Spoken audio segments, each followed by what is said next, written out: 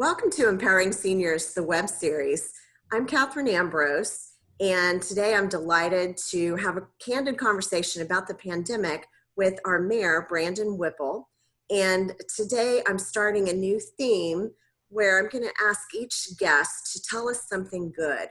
I'm calling it the Silver Linings theme. And so the mayor is the first guest to address that. Welcome, Brandon. Thank you so much for joining our series.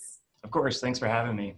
So this will be emailed out to our empowered senior attendees from our seminars, and it will be on our YouTube and on our Facebook. And we're hoping that some of our television audience from Channel 8 will discover this as well. And hopefully we can have you on the show, Empowering Seniors at KPTS sometime soon. So thank you for your leadership during this pandemic. So tell us what it's been like so far. Well, it's been a little crazy. Like I said, today's my first day of my third month. So the very first month of being a mayor, we had the Spirit layoffs and the economic crisis that came with that.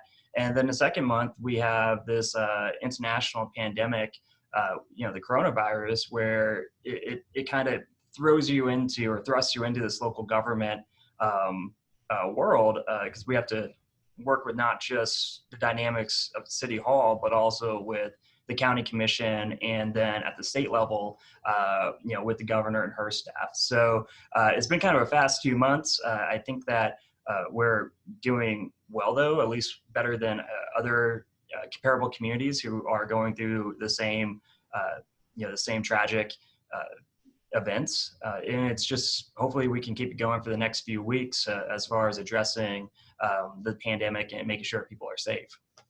So tell us something good about how our community has responded. What have you noticed?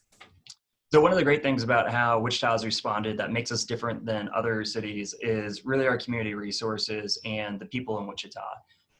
For example, the stay-in orders actually come from the county commission, not from City Hall. So while they were working on a stay-in orders, myself as mayor, I was thinking about what can we do to kind of fill this in, to make sure that as people are stayed in, they have the resources they need.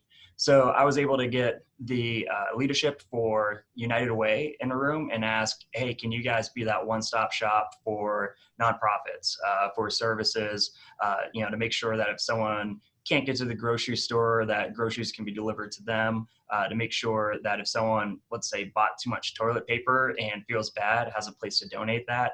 And, they stepped up to the plate, and now anyone can dial 211 to get services they need over at United Way.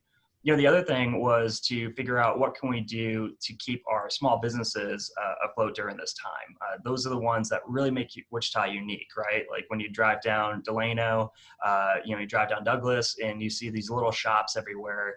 Those shops are actually closed now because of the pandemic, but they don't have that cash flow that I think, or they have the reliance on cash flow and not really that big savings account that other large businesses do have. So one of the things we wanted to do is create a website where people can go on and buy gift certificates or buy merchandise from these small shops to kind of keep them afloat during this time.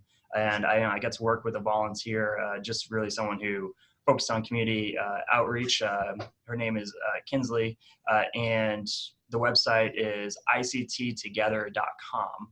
And she put together all this information to help our small businesses. And we're just also seeing, there's a Facebook group called Grocery Getters, where it's a group of people who are going out and getting groceries for our most vulnerable population, really those who are older or those who have underlying health issues. Mm-hmm. So we're actually just seeing our community come together and try to help us all through this. And as mayor, my job is to connect those dots and to create those networks. Well, great job. And we'll be happy to share some of this. So when people dial 211, are they reaching United Way directly? Yes. Okay. Yeah, well, so I actually get to visit what's going on at the United Way a few weeks ago to check it out. And the 211, you're talking to a live person. That person will tell you the resources, both city resources, county, state, and also in the nonprofit sector. And one of the great things about 211 is that they actually have experience with disasters, with tornadoes, with flooding. And that's really how we should be looking at this. It's really a natural disaster more than anything else, where we're kind of at the mercy of what it's doing, right? Like, we can prepare for it, but we really can't stop it. Mm-hmm. So they have that battle-tested experience over at United Way. And as such, when I went over there, they actually pulled people out from different departments and put them on the phones to take calls for 211. So they are adapting to the situation and really, I think, providing our community with a tremendous service. It sounds like it. Well, that's really great news. I didn't know that was going on. So I'll check into that more and share that as well. So explain how it works, the county commission versus the mayor's office. Tell us a little bit more about that.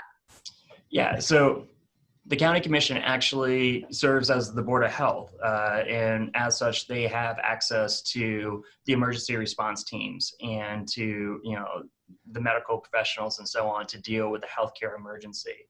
So as mayor, I actually, and the city council, we actually can't enact a stay-in order, for instance. It has to come from the county, which makes us different than other states where, you got the mayor of Kansas City and Missouri, where the power really falls to his office. And, I got a lot of pushback where, why aren't you doing what Missouri's doing? And it's really because in Kansas, that power falls to the county commission. So the county commission's in the driver's seat when it comes to putting in this type of stay-in policy. They're the ones who have a medical doctor on the team to help out with that. And of course, the governor has those powers as well, and she appoints people to positions to help out with advising. So right now, we were originally under the stay-in order from the county. And then once the governor enacted her stay-home order, that actually superseded the counties, because she's a higher level of government. The lower levels can't really push against the higher orders. Sometimes we can shrink them, I guess. We can make them more focused, but we really can't push outward with it. So her order took over the local order, and now it's statewide. But as mayor, we really just have to play within the boundaries of those orders that are set either by the county or by the state. So how quickly can the county, let's say in the future when there's some other disaster, how quickly can they make a decision like that, versus it would make sense to me that the mayor, who's one person and he's been voted in to make that decision? Yeah, so I actually think that we need, personally, I think we could utilize some more authority at the city level to implement stuff in a case of emergency, but our current system isn't set up that way. So we have to play by the rules that are there now. And the county commission, they can call a meeting almost at any time. I think they need 3 of their commissioners to sign on to a meeting to say, hey, we're going to have a meeting.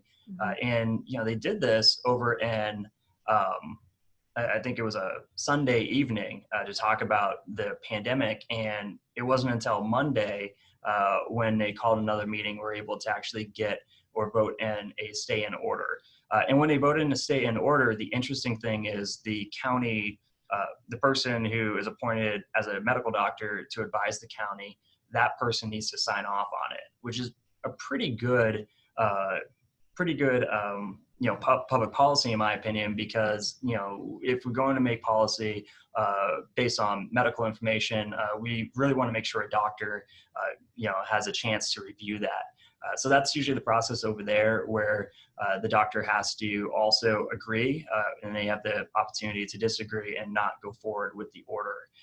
But they were fairly quick from Sunday, where they met and really wanted to meet on Wednesday to discuss it more, but because of the public, I think, pushing back on them and giving feedback, they did that on Monday instead. So in doing it, we got our order really, I think, in time. And that has allowed us to flatten that curve to an extent that has been lower than other comparable cities. So how quick were we to initiate the stay-in order compared to when the state ordered it? Do you remember? So there's really three levels of stay in order that I recall. First, at the city level, I went out on my social media and just recommended that people do it voluntarily. At that time, I was actually self-quarantined because I traveled to DC and came back. And of course, when I traveled, I didn't realize it was going to wind up that way. But wind up being self-quarantined for about 14 days, myself and a few other members of the council. And during that time, we asked people to stay in if they could, to only go out when they needed to and come right back to make sure they're practicing social distancing and best practices. And I guess my light shut off because I'm not moving around. So anyways, it's an automatic light, by the way. So Wichita had almost a week of just voluntary kind of social pressure and movement to have that stay in order. The very next week, we saw that the county commission came out with their own stay-home order, and by then it was easier to implement a stay-in order because people kind of knew what was going on, right? Like you were already learning about it. And then by the time the governor initiated hers, that learning curve of what a stay-in order is actually, I think, was already in effect. So not only do you have to kind of nail the timing, and when the governor did hers, according to the forecast, that was really at the point of no return. According to the forecasting for this virus was if you don't do something now, it gets scary in here, then there really won't be much of a much benefit for doing it. So she did hers, and then you have to get people to kind of adapt to that. And I think that because we did ours earlier, people were already adapted to it. They already kind of knew what was going on. Yeah. So my lights automatically shut off. So I think if I wave, there we go. We'll get them back on. So there we go. It seems like we were lucky with this because we had so much of a head start. And I had been talking to a friend in Italy for a couple of weeks or better before anything started happening in the United States. And then it was happening on the coast first. Mm-hmm. And so we've been lucky in that aspect. When is the peak supposed to be here? What is the what? The peak. Oh, so the peak's supposed to be really in the end of August, April, possibly May. So we have the peak really in the next few weeks.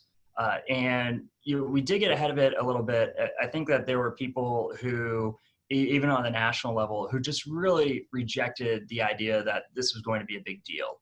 And we've seen it is a big deal. It's killed more people in our country than Pearl Harbor and 9/11 times 3, I think. So if you have Pearl Harbor and 9/11 and you triple the amount of people, that's where we're at today.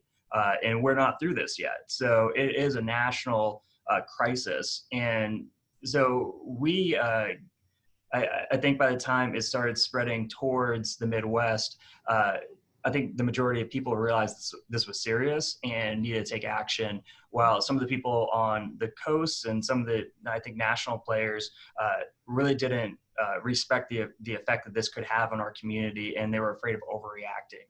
Mm-hmm. So here in Kansas, we had somewhat of a benefit because we could see what was going on around the world and when it did hit our shores. And of course, one of the benefits of having that is the forecasting, right? Where you can put all the data inside a computer and you can kind of see when it's going to hit you. Forecasting is very similar to weather forecasting, where you have the data and you kind of predict what the next few days are going to look like. That's what we had moving forward, which I think gave us a lot of an edge in decision making. And is there local forecasting going on? Are there people locally that are trying to predict what's going to happen? So my understanding is the county commission is utilizing the forecasting from Johns Hopkins University. So they are using a national entity that also has local data. Which is probably a good thing because, if it's a bigger research institution, then you have more critique, right? Where if something doesn't add up, you'll likely have a peer scientist who will say, they challenge it with this. So my academic training has taught me to do what's called triangulation. So you find three different sources that are telling the same story, but slightly different, and you see what the similarities are. So I try to go to about three different sources for modeling to see what the forecast is. And then I kind of average out those scores. And to me, I think that's a safer way to predict, what the data is actually telling us.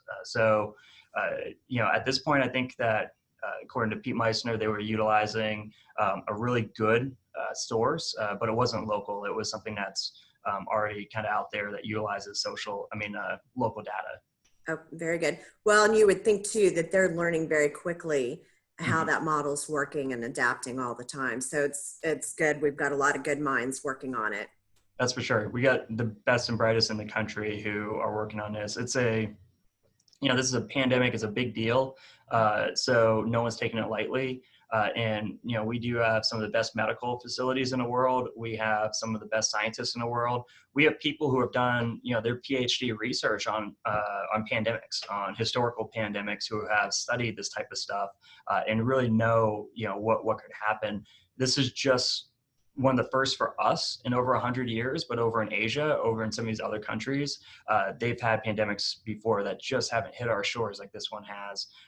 These are people who survived H1N1, who survived the swine flu, who survived the bird flu, these type of pandemics that were really costly to those societies and really didn't hit our shores, so we didn't see it as much. But there are researchers who kind of model what happened with these other areas and can apply that research method to America so that we can better get an understanding of what this thing might do. It's a shock to us here in Kansas to be wearing masks and seeing that behavior here locally that we've watched in some of the Asian countries. And it's just something that it didn't seem plausible. And so it's a big wake up call, I'd say. Yeah, so it's a big wake up call. And really one of the issues with it is culturally, we haven't experienced anything like this. The last generation who was asked to do self-sacrificing was the World War II generation. Like that was the generation where you had to actually, try to monitor what they're doing for the greater good, for the good of the community. My grandmother tells me stories about that time. And it's one that we haven't had to experience. We've really been in these years of privilege since then. So when I'm on, Harvard's online course about dealing with, they have one with local elected officials, about dealing with this pandemic, a question was raised about, well, who did it right? Who's the model city? And that city is actually Singapore. And what Singapore did is they didn't have the most tests. Everyone just stayed in. Like because of past pandemics that they went through, they understood the importance of social distancing and pretty much being inside your house and not around other people. And they made it out, better than other cities because culturally they understood that. One of the sad things for us is culturally we don't do that, right? Like we look for these loopholes. We're the type who we've never experienced this as a society. So although we're going through it, we also will say something like, well, I understand that we should be social distancing, but it's Easter. And, kind of not giving, I think, enough credit to the fact that one of the biggest clusters of outbreaks that this has had has actually happened at church ceremonies where people are very close and they hold hands and they shake hands.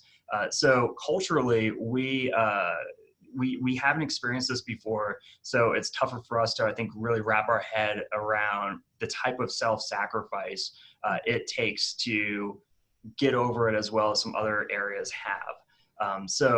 And that's what we really have to do is just not think about ourselves independently where, hey, if I catch this, I'm okay.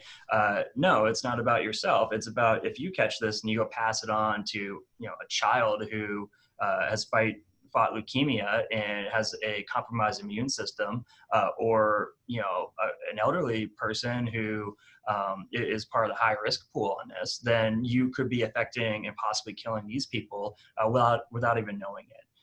So it's very interesting that, we are asking people to have that self-discipline, to be thinking more communal than independently.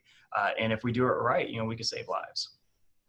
It seems like the way you describe it, that it's strengthening our community and preparing us for the future and giving everyone a lot to think about in terms of, we talk a lot about as individuals, we don't know how much time we have, to appreciate your life because you just don't know what might happen. And now we see that for the whole entire society, that we had that privileged lifestyle and we'll return to it, but maybe with a little more appreciation and understanding. And that's really, I think, what's going on is there's a lot of self-reflection going on. The idea that we aren't back to normal, like in that first week, I think that people go through those stages of grief, right? Where they're angry about it, they're sad about it. And then as we kind of accept that, it's not about us, it's about our neighbor. And we are going through this terrible time, but we're doing it together. We're seeing lots of incredible outreach efforts online, for example. We're seeing neighbors who are buying groceries for their other neighbors and checking in on them. We are seeing in tragedy some of the best of humanity. And that's, these type of situations do one or two things. They bring out the worst in people, or they bring out the best in people. You really kind of need a tragedy for someone to step up and be a hero. And from my vantage point as mayor, as someone who, gets feedback from online from people, but also from, the police chief and other people, we have more heroes in our community than anything else. We have people who are really going above and beyond to help others out, particularly those, who are getting, I think, some of the worst of this. We got people who are furloughed, who aren't sure where the next paycheck's going to come, and they're dipping into their savings account and they're worried, but they're also taking this time to volunteer over the United Way, or to go to the Convoy of Hope and to help prepare, bags of groceries for people who are requesting it. So we are seeing Wichita come together. I think that's one of the things that makes us unique as a community, as we look out for each other. And that's really overall the silver lining in all this. And if we do this right, if we stay focused for the next couple of weeks, we have a chance to flatten that curve and make it so we won't be affected, hopefully, to the same level as some of these other cities have been. So are you starting to put some ideas together about how we can close some of our gaps and improve things for the next time there's some type of natural disaster like this? Yeah, I am, definitely. I think that there's some public policy stuff that we could be working on to, really encourage people to follow the stay-in orders, particularly businesses who are putting their customers at risk and their employees at risk by not providing that safe environment for them. I think there are some stuff that we should be looking into for local city ordinances that would complement the work of our county commission. And those are discussions we should have after this, because we really, once we look, I think, backwards in retrospect, it's going to be a lot easier to brainstorm and to figure out good policy moving forward. Right now, while we're in it, it's pretty much, these are the rules of the game. This is the tools we have to work with. So how do we work with these tools? And I'll tell you, at times I've been frustrated where I've used the terminology where, I need a hammer and you give me rocks, right? Like, I got to hammer this nail and I'm doing it with a rock instead of with an actual hammer. So it's going to be messy. And, it's not going to work as well. We can still get the job done, but, it's not ideal. So this type of pandemic, I think, when it's over, we should be looking at it through a different lens, not so much just as a pandemic lens, but also through a disaster lens, where are there things that the city can be doing to better serve the public that doesn't conflict with the state or the county, but actually complements them. And that's what I've been doing right now as, someone in a leadership role, where bringing in community partners, trying to make sure that we all come to the table and we have a role to play, and that role is defined and we're not duplicating services. But I think that, moving forward, we could probably make some adjustments to our city code to better serve the people. And what would you say to citizens that have fear about the loss of freedom in the future, that go to the complete end of the spectrum of thinking that, oh my gosh, this is just a way for them to take freedoms away, and now it'll be easier for them to take freedoms away in the future? So I think that the way I understand that fear and a concern that, where does community health and protection of the community, where's that line with individual freedoms and liberty? I think that, someone who's lived through 9/11 in those times, I remember when they increased security over at TSA. And people thought, well, that's a violation of my individual freedom that you would search me to this extent to make sure that I don't have a weapon on me. And now it's kind of standard practice where, no, if you want to fly on an airplane, you have to walk through not just a metal detector, but this other x-ray machine to make sure that you have no weapons on you. And that's to keep everyone on the airplane safe. So, it's this balance. I think that our system is set up really, really well, where we have different layers of government, where if the city or the county or the state kind of oversteps and gets across that line into encroaching on someone's individual freedoms, we have the court system that on different levels that will also put that in check. So I'm not so concerned about it because, I understand the complexities of our system and how if someone's rights are being trampled on, there will be another branch of government to come in and, and litigate that to create that area of that balance. Because I saw it during the 9/11 years. I saw it, when they were, doing enhanced screening and trying to really close out terrorist cells, when we saw the way the courts behaved and so on. So we've been through this before. And that's, so moving forward when it comes to, a health pandemic, if they start making adjustments to certain laws, I feel confident that, our system, just like it did in 9/11, just like it did in World War II, the courts and the other levels of government will be able to create that challenge enough where people can find, that right balance of policy. Very good. Well, that's a great answer. I would just like to add too that it seems like our city has done a great job of making the necessities available, and that we have fared better than many cities in being able to get our groceries. And even though it can be strange and there might have been some shortages and still might from time to time, overall, just talking to family and friends around the country, it seems like we've really done well. Yeah, we got to keep going though. Like we're in a spot now that, we're not at the end of the tunnel. We're getting closer and we have the opportunity to, I think, really do well towards the end. Where when I got into this, I thought, and I told people that I want Wichita to be the city that people point to and say, wow, they did it well. Where this is a city that really, during the pandemic, came together and did it really well. Because we have everything to do that. We have the makings for that. So with our community support, with the collaborative attitude we have here. So I think that we're better off at the moment than other cities that are comparable, but I'm not ready to take my foot off the gas. I think that, right now it becomes staying isolated also creates other problems, right? Where although you might be staying away from exposure to this virus, depression might set in. People get lonely. So it has an effect on our mental health as well. So now we have to make sure that we are sending out the information about protecting people's mental health, letting them know that ComCare has a number for you to call if you need to talk to someone. We have County Commissioner Cruz, who's I think one of her top priorities is expanding access to mental health, and she's going out there and putting signs up in yards saying that you matter. So we have one area that we need to focus on, and then there's the other. That kind of leads to this other consequence that we also need to focus on.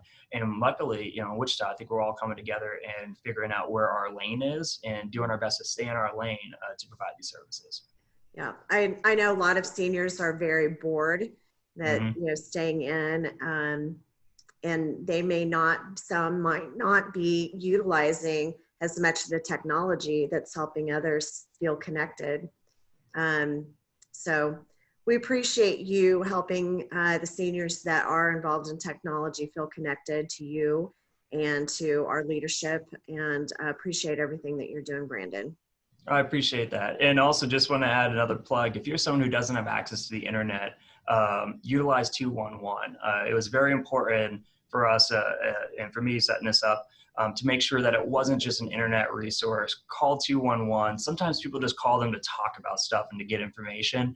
That is perfectly fine. They're there for that. So if you are one of those people who aren't reaching out online, don't have access, call the United Way at 211, and you can get your information that way. It's just, you know, a phone call away, because we still have many people in our community that that's their main way of reaching out is through the phone. Okay, fantastic. Well, great job, Brandon. We'll let you get back to work, and appreciate all of your efforts and for the education today. Of course. Thanks for having me. I All appreciate it. right.